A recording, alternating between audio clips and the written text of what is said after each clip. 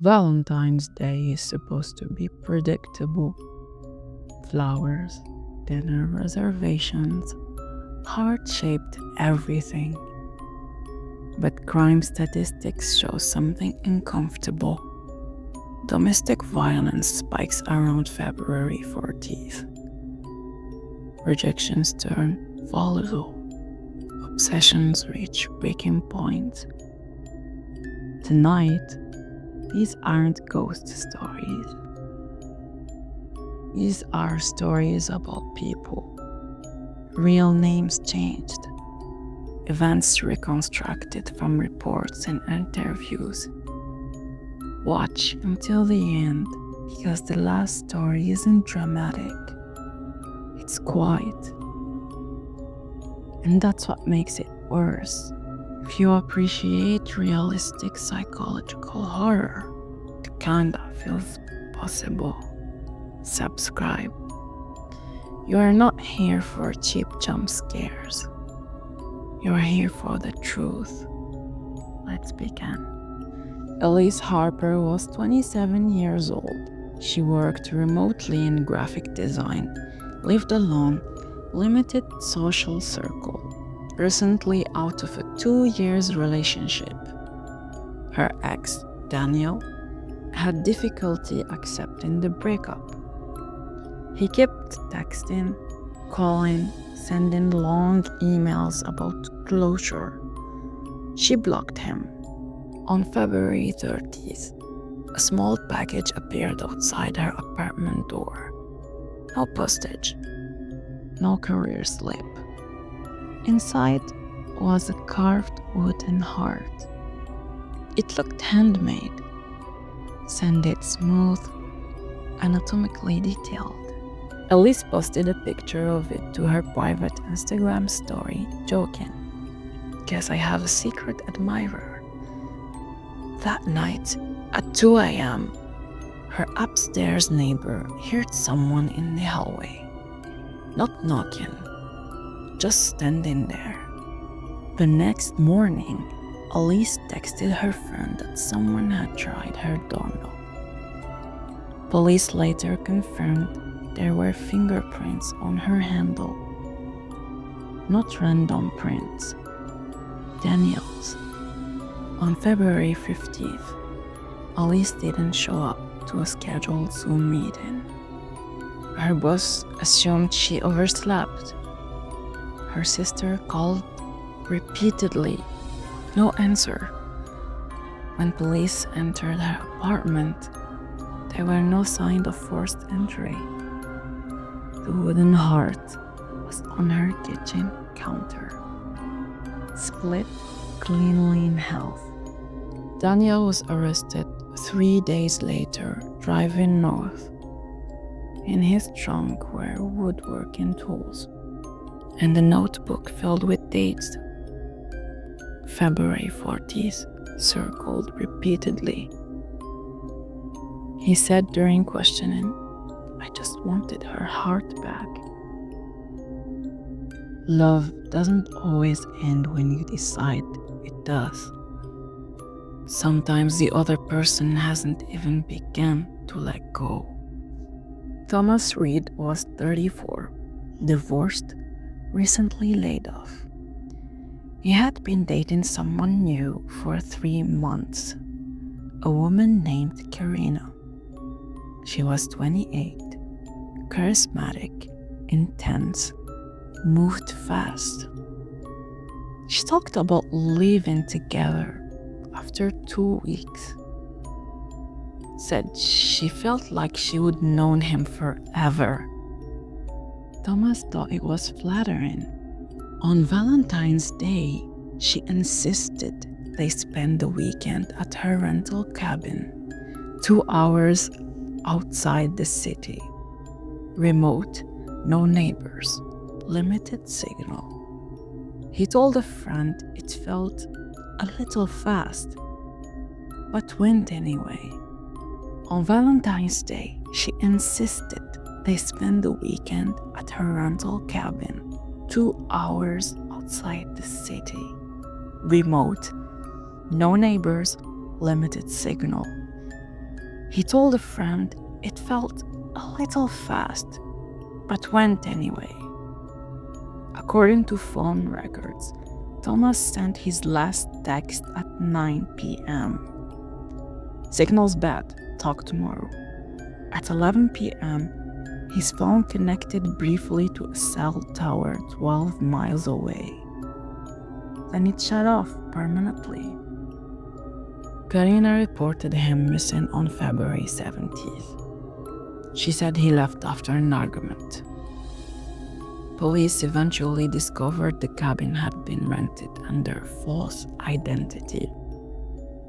Security footage from a gas station showed Karina purchasing heavy-duty plastic sheets and cleaning supplies on February 30th. Thomas's remains were found in a shallow grave 40 miles north. The investigators revealed something chilling.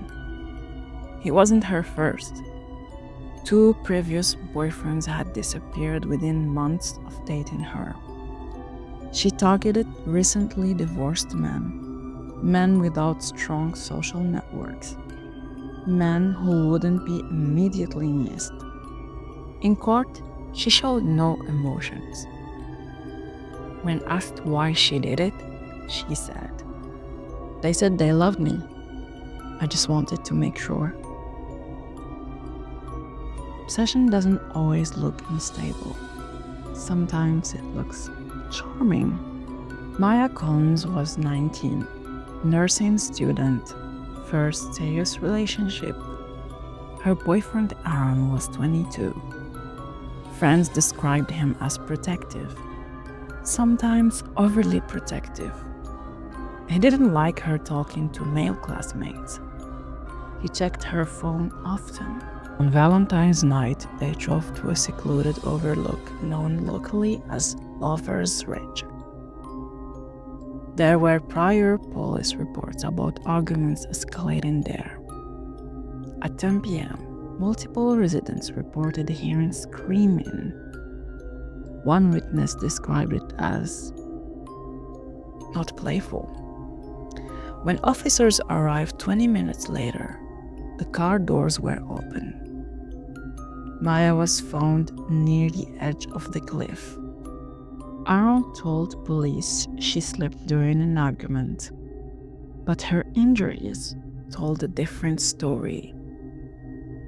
Bruising consistent with restraint, defensive wounds on her hands, his knuckles swollen. During interrogation, Aaron broke down after 6 hours. He admitted he accused her of cheating after seeing a text from a classmate. He said, "She was going to leave me. I couldn't let her."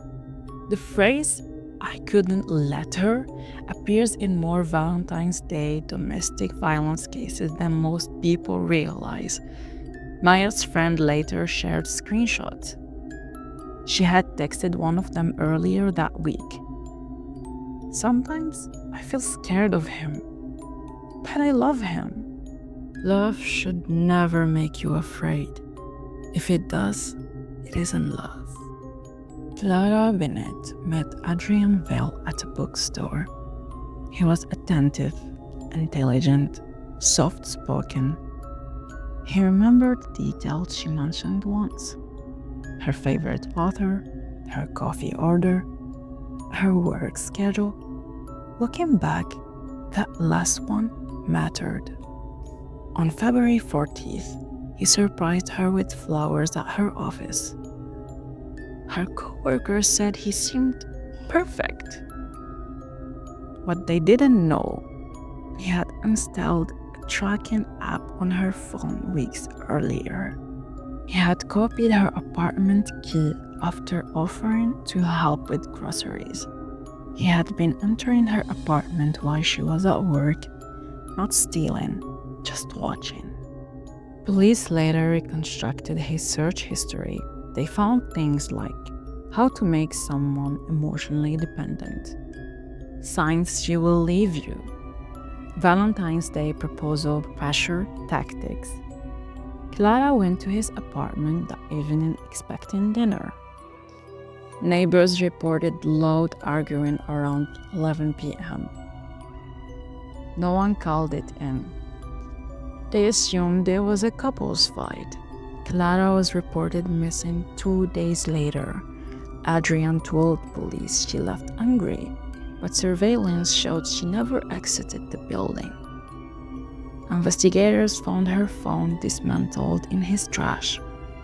In his bedroom closet were printed photos of her sleeping, taken from inside her apartment.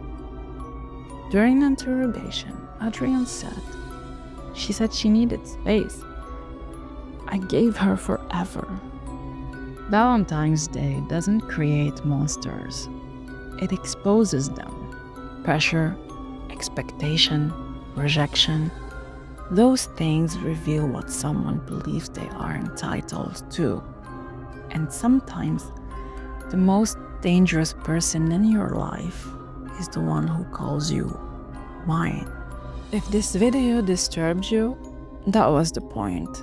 Not to scare you with fiction, but to remind you that red flags matter. Control is not romance. Jealousy is not passion. Possession is not love.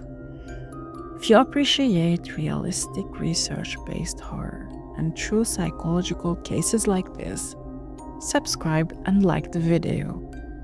It helps this channel grow, and it helps more people to learn, recognize warning signs. Tell me in the comments which story stayed with you the longest. And if someone makes you feel unsafe this Valentine's Day, trust your instinct. I will see you in the next one. Stay aware.